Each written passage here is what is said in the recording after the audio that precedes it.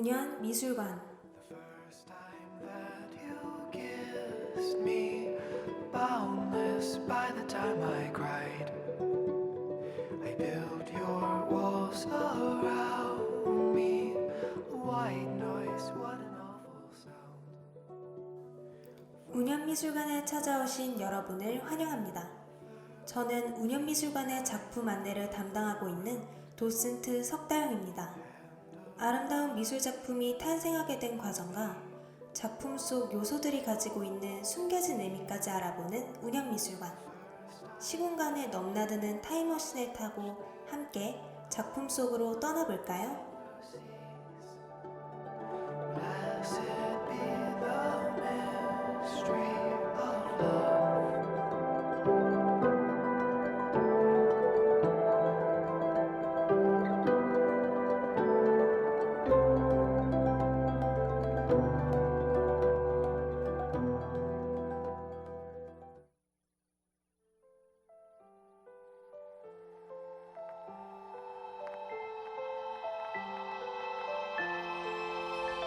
흐린 기억 속에 꿈접혀나서 날 부르는 그대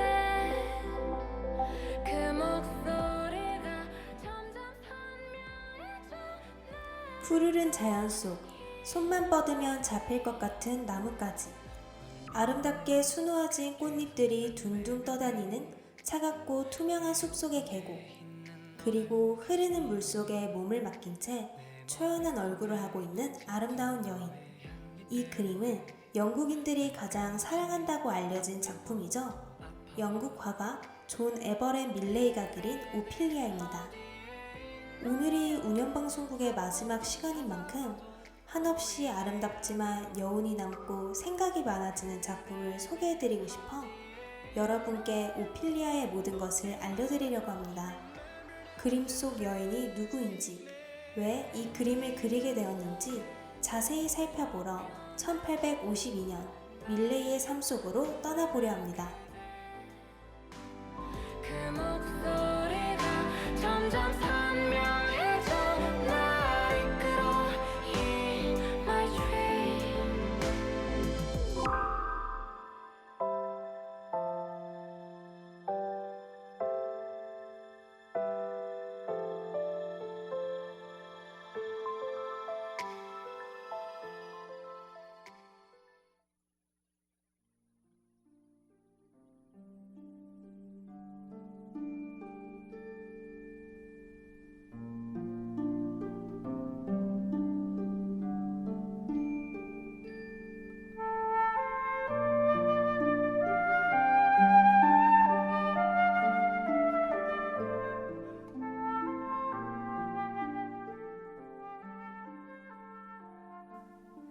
오피리아는 그림 속 물에 몸을 맡기고 있는 여인의 이름입니다.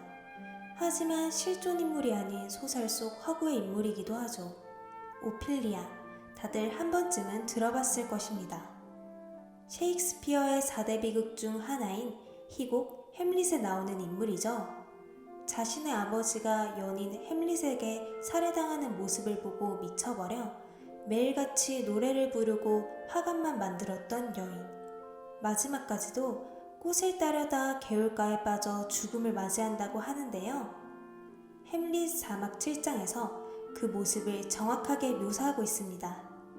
그 애는 꽃으로 만든 관을 늘어진 버드나무 가지에 걸려고 기어오르다가 심술궂은 가지가 부러져 화환과 함께 흐느끼는 시냇물 속으로 떨어지고 말았다. 옷이 활짝 펴져서 잠시 인어처럼 물에 떠있는 동안 그 애는 자신의 불행을 모르는 사람처럼, 아니면 본래 물속에 태어나고 자란 존재처럼 옛 찬송가 몇 절을 불렀다는구나.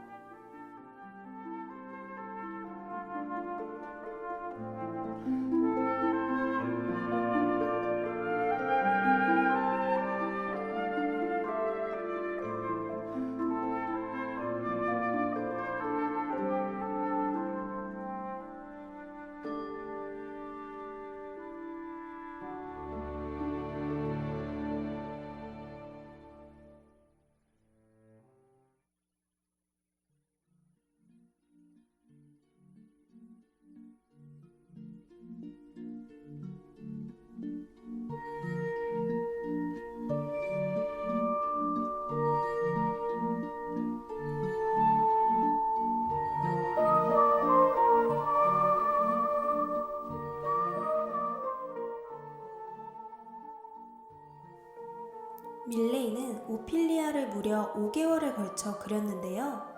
마음에 쏙 드는 숲속 개울을 발견한 밀레이는 그 앞에서 매일 11시간씩 주 6일 꼬박 5달을 소요했다고 합니다. 영국의 변덕스러운 날씨를 생각하면 그 긴 시간이 마냥 평탄하지 않았음을 알 수 있습니다. 실제로 그는 친구에게 보내는 편지 속에 이 일이 극한 직업에 가깝다고 하소연하는 내용을 적기도 하죠. 이런 환경에서 그림을 그리는 것은 살인자에게 교수형을 처하는 것보다 더한 형벌일 거라고 확신해 라고 말이죠. 사실 이 당시 화가들은 밀레이만큼 자연을 집중 관찰하지 않았습니다. 간단히 스케치 정도만 하고 집에 돌아와 완성하는 게 대부분이었죠. 그러나 밀레이는 직접 자연 속에 몸을 맡기며 스케치부터 채색까지 모든 것을 완성했는데요. 이는 그 당시 르네상스 예술로부터 내려온 정형화된 아름다움에 반항하고자 한 것이었습니다. 완벽하고 이상적인 르네상스 시대 화가 라파엘로의 공식을 따라하는 대신 자신이 직접 눈으로 본 자연을 그리러 나가죠. 꽃과 나무를 사실적으로 나타내기 위해 다채로운 색을 사용한 그의 방식은 그 당시에는 인정받지 못한 큰 혁신이었습니다.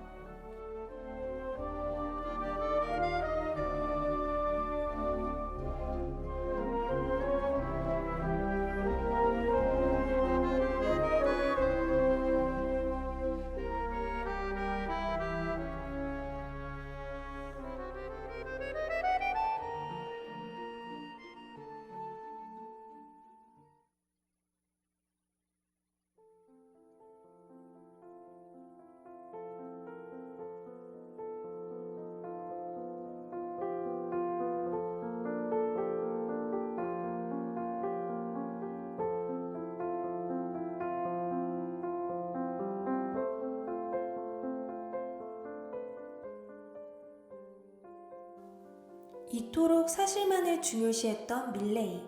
그렇다면 허브의 인물 오피리아는 어떻게 그리게 된 것일까요? 그의 정확한 묘사에 대한 집념을 여기서 또 한 번 알 수 있습니다. 그는 그의 모델이었던 엘리자베스 시달에게 물을 가득 채운 욕조 안에 누워서 오피리아처럼 포즈를 취하게 하였죠. 물론 따뜻할 수 있도록 욕조 주변에 램프를 두는 등 모델을 배려해주긴 했으나 램프의 불이 꺼질 때까지 집중한 그의 집념 때문에 그녀가 심한 감기에 걸리는 일도 발생합니다. 오피리아 주변에 수놓아진 세밀한 꽃들도 그냥 존재하는 것은 아닙니다.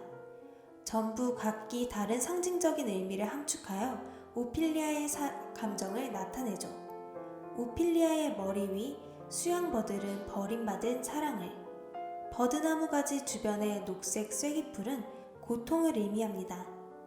오피리아의 목에 걸려있는 제비꽃은 젊은 날의 죽음을, 뺨 옆에 있는 장미는 오빠가 붙여준 그녀의 별명 5월의 장미를, 그녀의 손 옆에 있는 양귀비는 깊은 잠과 죽음을 뜻합니다. 그 외의 흰색 데이지는 순결, 노란색 펜지는 공허한 사랑을 뜻하죠.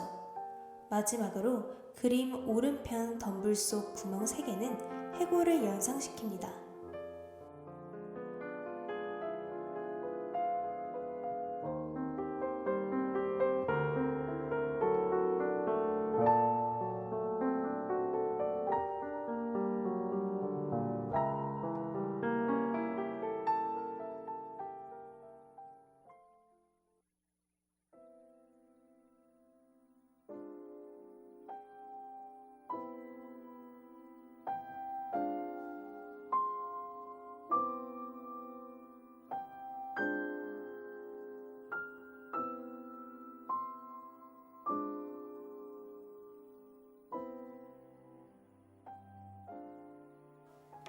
불행을 모르는 것처럼 죽어가고 있는 오피리아.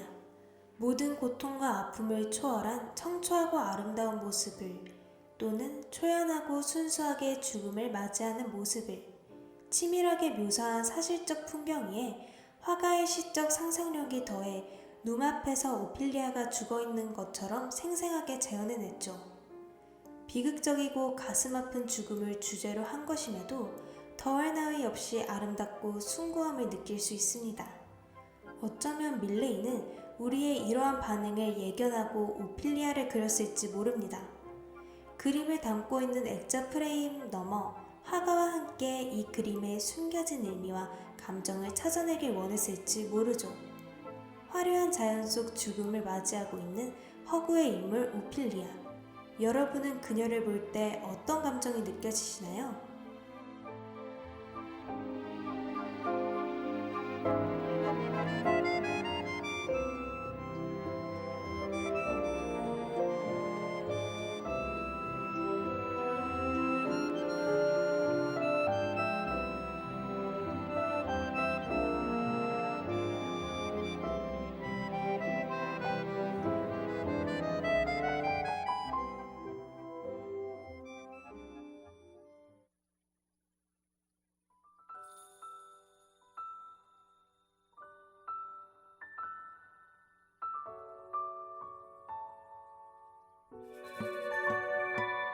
그대의 낱말들은 술처럼 달기에 나는 주저없이 모두 받아 마셔요.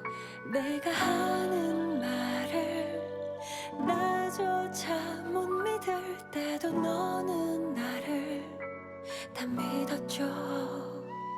어떤 때에 가장 기쁨을 느끼고 어떤 때에 가장 무력한지 나 자신도 알지 못했던 부분과 나의 모든 것에 관여되고 있어.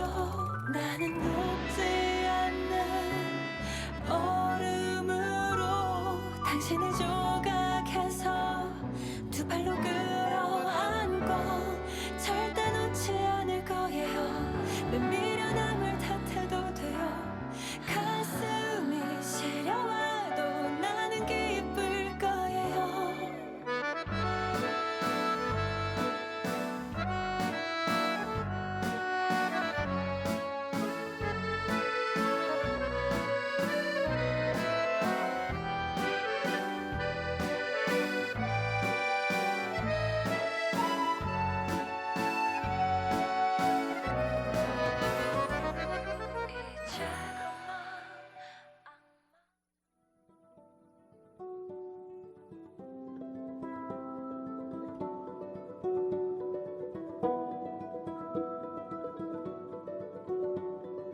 Oh, to see without my eyes.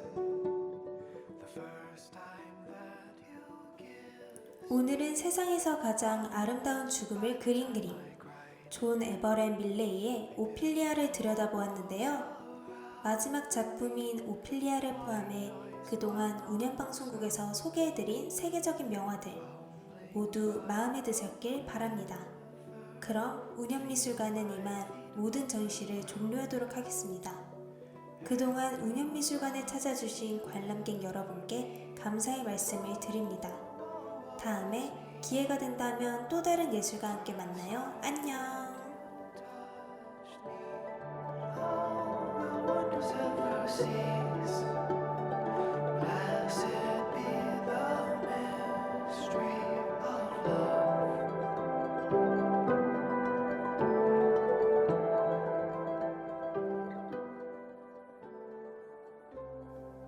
운영미술관을 마칩니다. 이 시간 제작 장재희, 기술 권세림, 진행의 석다영이었습니다.